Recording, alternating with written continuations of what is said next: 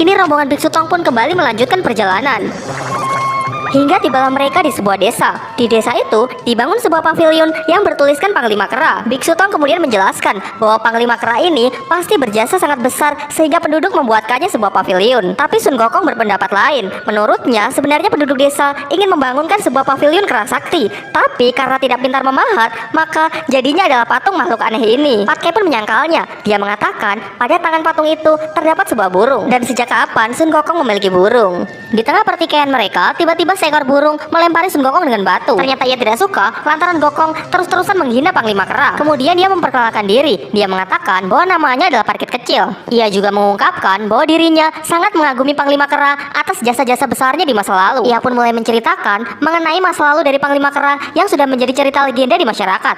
Diceritakan pada 500 tahun yang lalu, desa ini sangat sering diserang oleh berbagai macam siluman. Hingga suatu hari, datanglah seorang pendekar berilmu tinggi yang menyelamatkan para penduduk dan membasmi para siluman. Ialah Sang Kera Tumpei. Dengan mudah dia meringkus para siluman, sehingga orang-orang memujanya dan mengangkatnya sebagai Panglima Kera. Sejak kedatangan Panglima Kera, daerah ini pun menjadi sangat aman dan tentram. Hingga datanglah suatu waktu di mana masa hidup dari Panglima Kera telah berakhir. Untuk mengenang jasa-jasanya, raja pun membuatkan sebuah pavilion sebagai bentuk penghormatan. Ternyata kisahnya tidak berhenti sampai di sini. Suatu hari, kemarau panjang melanda daerah tersebut. Karena bencana ini, banyak sekali korban yang berjatuhan. Dengan tekad melanjutkan perjuangan Sang Panglima Kera, seekor burung mengambil kepingan emas dari patung, kemudian memberikannya kepada masyarakat. Tentu dengan hanya beberapa kepingan emas, belum cukup untuk membantu seluruh penduduk. Hingga kini yang tersisa, tinggal sepasang permata yang terdapat pada mata patung itu. Burung kecil pun mengambilnya dan melemparkannya dari atas langit. Tidak disangka keajaiban pun muncul. Sehingga kini, kemarau panjang pun akhirnya berakhir.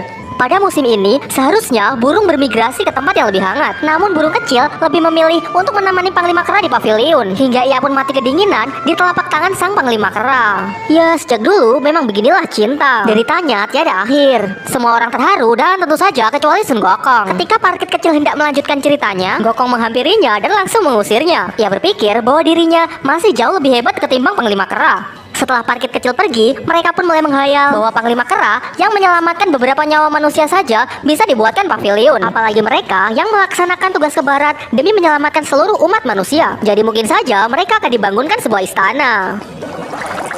Dalam perjalanan pulang, Parkit Kecil terkena serangan panah milik seorang pemburu. Karena kesaktiannya rendah, dia pun tertangkap dan dibawa ke tengah kota untuk diperjualbelikan. Melihat keunikan dari Sang Parkit Kecil, ada dua orang kaya yang menawarnya dengan harga tinggi. Karena perdebatan tak kunjung selesai, akhirnya mereka pun memutuskan untuk membawa perkara ini ke pengadilan.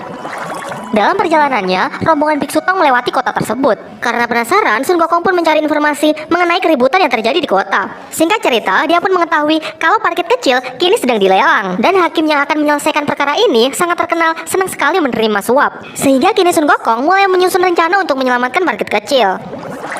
Dan benar saja, di dalam ternyata para hakim sedang menghitung uang suap yang mereka terima. Ada yang menyuapnya dengan emas, sampai ada yang menyuapnya dengan seorang wanita. Semakin lama, pembicaraan mereka semakin cabul. Tidak tahan dengan pembicaraan tersebut, Sun Gokong pun keluar dan langsung menghentikan pergerakan mereka. Ternyata Gokong berencana mengajak Pat Kai dan Wuching untuk bersama-sama memimpin jalannya sidang menghentikan orang-orang ini. Sebelum pergi, gurunya berpesan bahwa jangan lukai siapapun, karena tujuan mereka hanyalah menyelamatkan Parkit Kecil dan menyadarkan orang-orang di kota ini.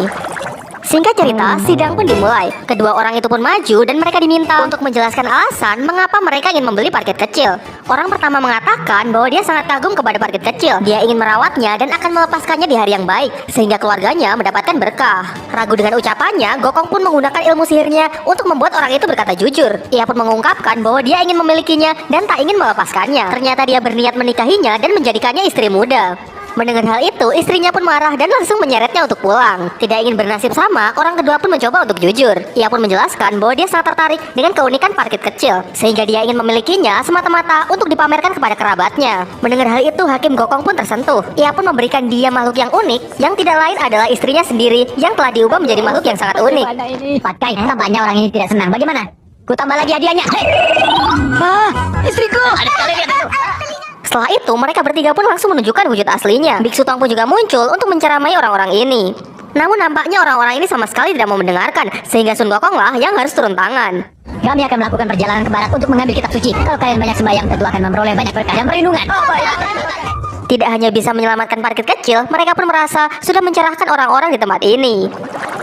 Kemudian mereka pun melanjutkan perjalanan, tapi secara diam-diam Parkit kecil mengikuti mereka. Ia pun mengatakan bahwa ia ingin ikut rombongan Biksu Tong dalam perjalanan mengambil kitab suci. Tentu Gokong pun menentangnya. Patke juga mengatakan bahwa ilmu dari Nona Parkit sangat rendah, sehingga nanti tidak akan ada yang bisa ia bantu. Biksu Tong juga menjelaskan bahwa perjalanan ke barat sangat berat dan sangat tidak pantas kalau di rombongannya terdapat seorang wanita. Karena si Nona Parkit sangat keras kepala, Sun Gokong pun akhirnya menggunakan jalan kekerasan. Tapi ternyata mengusirnya bukanlah perkara mudah. Hal ini karena dia sudah terlanjur jatuh hati kepada Sun Gokong. Menurutnya, Sun Gokong adalah sosok yang sangat keren.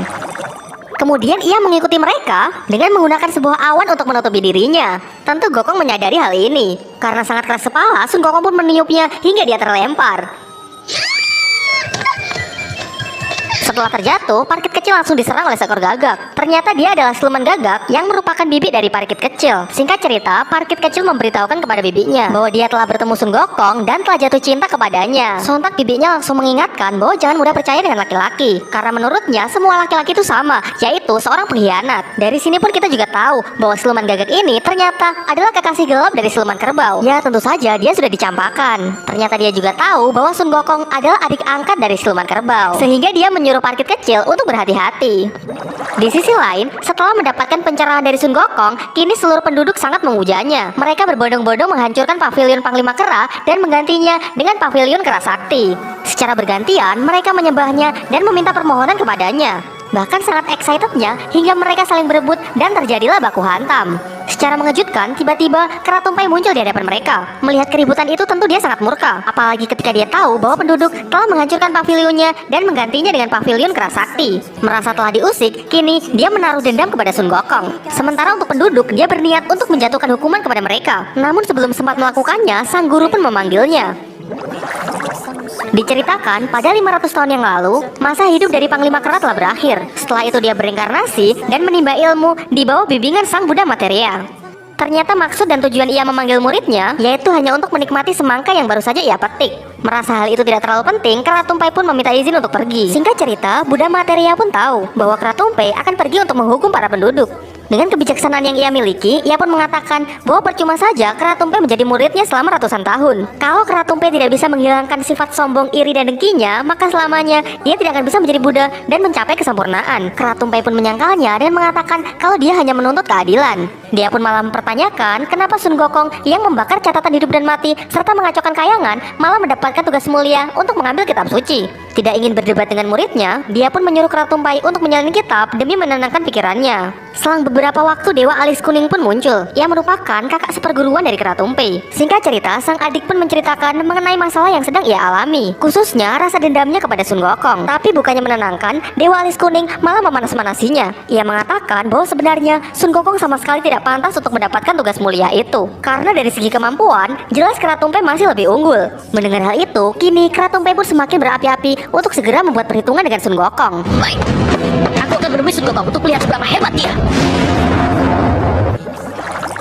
Di sisi lain, rombongan Biksu Tong masih melanjutkan perjalanan hingga tibalah mereka di sebuah gunung yang sangat tinggi. Dan Biksu Tong mengatakan kalau dia sama sekali tidak asing dengan gunung ini. Untuk memastikannya, dia pun mendekat sampai ke kaki gunung. Dengan yakin ia mengatakan bahwa gunung ini adalah Gunung Ling, di mana di atas puncak terdapat kuil lain. Mendengar hal itu, tentu Patki dan Bucing sangat gembira karena pada akhirnya mereka telah sampai di tempat tujuan. Berbeda dengan mereka, Sun Gokong sama sekali tidak yakin. Ia pun mengingatkan mereka kembali bahwa untuk menempuh perjalanan ke barat, mereka haruslah melewati 33 rintangan dan 99 kesulitan. Dihitung dari jarak maupun waktu, mustahil mereka akan tiba secepat ini. Dan meskipun Gokong sama sekali tidak mencium hawa siluman, hal ini justru sangat berbahaya karena ada kemungkinan siluman ini memiliki kesaktian yang sangat tinggi.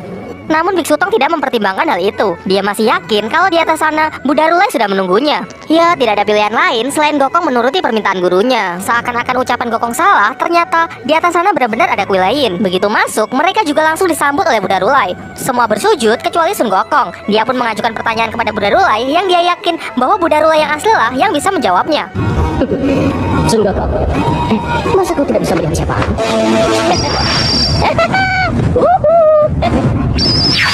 Ternyata ini adalah jebakan dari si Kera Tumpai. Sun Gokong pun bertanya siluman dari mana yang berani sekali menghalangi perjalanannya. Kera Tumpai pun malah menjelaskan bahwa di dunia ini kera yang lahir dari batu ada 4. Selain Gokong dan dirinya, masih ada kera liur dan kera panggul merah.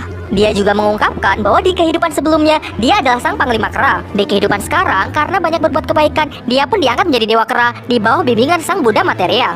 Selama berabad-abad, ia dan Gokong menempuh jalan masing-masing. Mereka sama sekali tidak ada sangkut pautnya. Hingga suatu hari, Gokong pun menghasut penduduk desa untuk menghancurkan pavilion panglima kera dan malah menggantinya dengan pavilion kera sakti. Ditambah lagi, Gokong di masa lalu banyak sekali membuat kekacauan. Menurutnya, Sun Gokong sama sekali tidak pantas untuk mendapatkan tugas mulia mencari kitab suci. Sehingga seharusnya tugas mulia itu diberikan kepada Kera Tumpe, yang dari segala aspek masih jauh lebih unggul ketimbang Sun Gokong. Mendengar hal itu, Sun Gokong sama sekali tidak respect. Ia malah mengatakan bahwa ternyata Kera Tumpe ini seperti wanita saja, yang suka sekali memperhitungkan hal-hal remeh. Kalau memang benar begitu, Kera Tumpe tidak usah menjadi dewa, tapi menjadi wanita saja.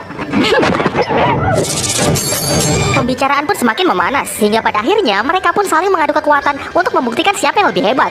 Tidak ingin ada pertumpahan darah, Biksu Tong pun maju untuk memisahkan mereka. Karena pemenang belum bisa ditentukan, Kera Tumpe pun menantang Sun Gokong untuk melakukan pertandingan sekali lagi. Ia pun mengeluarkan benda pusaka yang ia sebut simbal emas. Simbal emas adalah benda pusaka milik Buddha Materia yang terkenal sangat keras. Aturannya, jika Sun Gokong bisa keluar dari simbal emas dalam waktu kurang dari 3 jam, maka dialah pemenangnya. Namun jika Sun Gokong tidak bisa melakukan hal itu, maka Kera Tumpe lah yang menjadi pemenangnya. Dan jika Kera Tumpe menang, maka tugas mengambil kitab suci akan dialihkan kepadanya. Sementara Sun Gokong harus kembali ke Gunung Huako, dan untuk seterusnya, dia sama sekali tidak berhak bertanya apapun. Dengan percaya diri, Gokong mengatakan bahwa tungku api milik Dewa Taisang saja tidak dapat menyekapnya, apalagi cuma simpal lapuk ini. Kemudian dia masuk ke dalam simpal emas untuk menerima tantangan dari Kera Tumpe. Setelah masuk, dia langsung mengeluarkan toya sakti untuk bisa menembus simpal emas ini. Ia menembusnya ke angkasa sampai ke kayangan dan menembusnya ke bumi sampai ke neraka. Kini mereka pun mulai panik karena ternyata usaha Sun Gokong sia-sia. Di luar dugaan, ternyata simpal emas ini benar-benar sulit untuk ditembus. Dengan percaya diri, Kera Tumpe pun meninggalkan mereka dan mengatakan dia akan kembali dalam waktu 3 jam. Melihat kesempatan ini, Sun Gokong pun menyuruh Wuching untuk pergi ke kayangan dan meminta bantuan kepada para dewa. Sesampainya di kayangan, Wuching pun langsung menceritakan semuanya kepada Kaisar Langit. Menanggapi hal ini, Kaisar Langit pun menawarkan kepada para dewa untuk membantu rombongan Biksu Tong.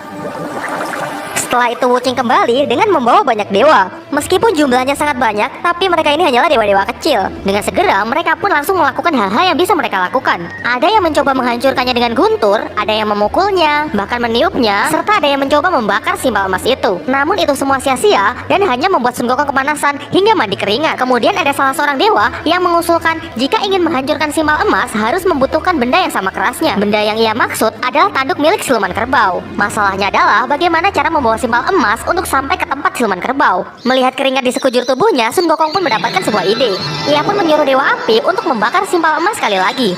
Ternyata dia berencana membuat awan kinton dari keringat yang menguap. Setelah awan kinton muncul, Sun Gokong pun menyuruh kedua adiknya dan gurunya untuk naik ke atas simbal emas. Dengan cara ini, mereka pun pergi ke negeri Luosang yang merupakan tempat tinggal dari siluman kerbau.